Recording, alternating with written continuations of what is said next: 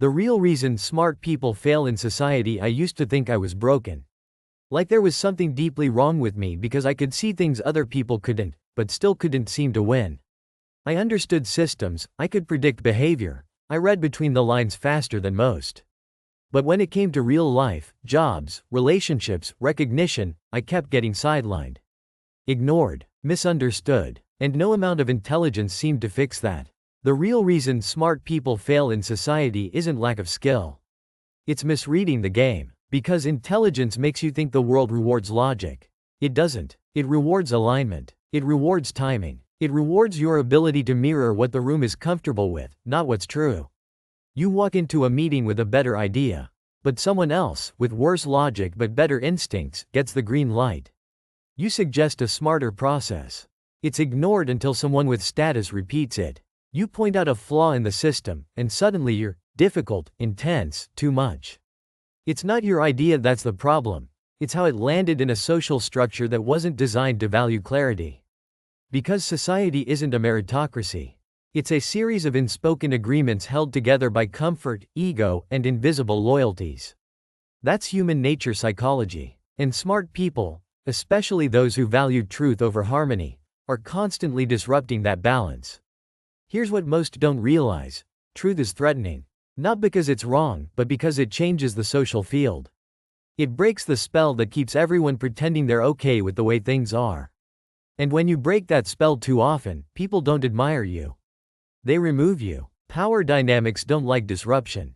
They like predictability, emotional safety, and sometimes that safety means maintaining a collective lie. So if you're the person who always sees through the performance, who can't help but name the manipulation tactics, who notices the gap between words and actions, you become the threat. Not because you're wrong, but because you force people to confront things they'd rather avoid. It's not just about being too smart for your own good. It's about lacking the street smart skills that signal when to speak and when to stay silent. When to push and when to disappear. Smart people often fail because they keep treating life like a debate, when it's actually a stage play. And in a play, being right doesn't matter if your timing's off. That's what Muta 1 teaches. Not how to silence yourself, but how to read the room before you speak.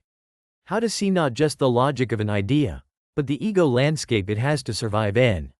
Most smart people never learn that. They assume correctness equals success.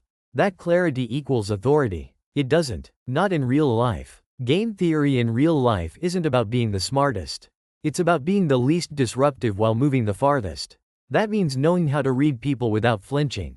How to sense tension before it explodes. How to notice when someone feels threatened by your presence, not your words, and adjust accordingly. That's not selling out. That's survival mindset. Because here's the truth. The more aware you are, the more responsibility you have for your impact. You might be right, but if your truth wounds someone's identity, you lose. You might be efficient, but if your pace exposes your boss's insecurity, you become a target. That's how office politics works. It's not fair. It's not rational. But it's real. Most smart people fail not because they lack power, but because they don't see where it actually lives. It doesn't live in titles. It lives in perception, in emotional leverage, in who gets to define the narrative. That's the part schools never teach. That's the part most books ignore. But it's the part that decides everything. So you get labeled difficult, intense, even arrogant, when in reality, you're just unfiltered. You haven't masked your depth with softness. You haven't diluted your speed. And the world punishes that.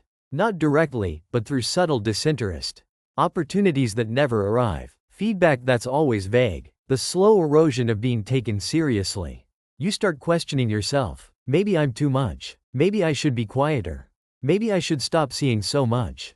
But that's not the answer. The answer is learning how to channel your perception strategically. Emotional intelligence isn't just about understanding yourself. It's about knowing how your presence shapes others, how it lands, how it threatens, how it inspires, and how it disrupts. It's about managing your frequency so others don't instinctively push back out of fear or confusion. Because people don't just listen to what you say, they react to what you make them feel. That's the hidden layer most intelligent people miss. You walk into a room full of noise, cut through it with precision, and wonder why no one cheers. It's because your clarity made them feel seen, exposed, or small. Not by intention, but by contrast. That's the social contract: play the game or be played by it.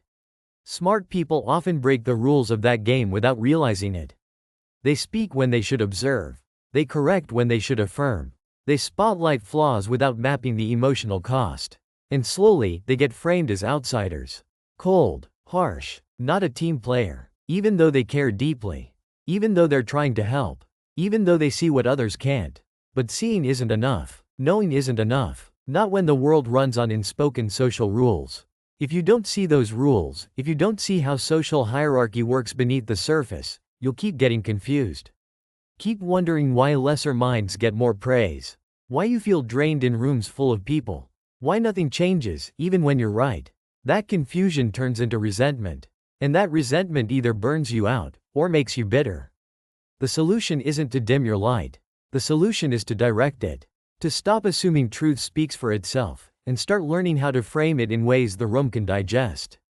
Not because you owe it to them, but because that's how influence works. Influence isn't about truth, it's about resonance, about shaping your insight to match the frequency of the people in front of you. That's not manipulation, that's respect for social nuance. Smart people often fail because they think their only job is to understand. But survival, real survival, is also about expression, translation, calibration. It's about knowing when your insight is too sharp, and softening the delivery so the system doesn't reject it. You don't have to stop seeing, but you do have to stop assuming others see it too. And that shift changes everything. And once you start doing that, once you tune your intelligence to not just see, but to sense, you begin to move differently. You stop walking into rooms thinking, how do I prove I'm right? And start thinking, how do I make this land without triggering defense? You stop needing to win every argument, and start winning the long game.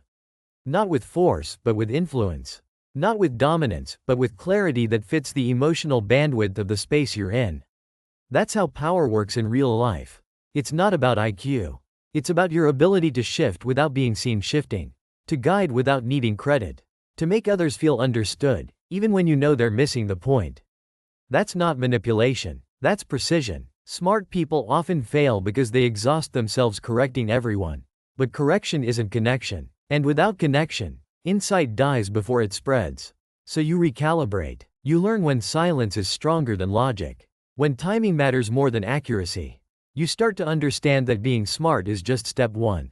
What comes after that? Emotional strategy, psychological fluency, awareness of social hierarchy.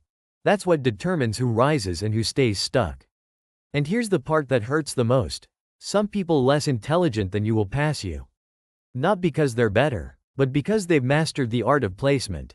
They know where to be, how to move, who to mirror. They don't fight the system, they serve it. At first, you'll want to judge them.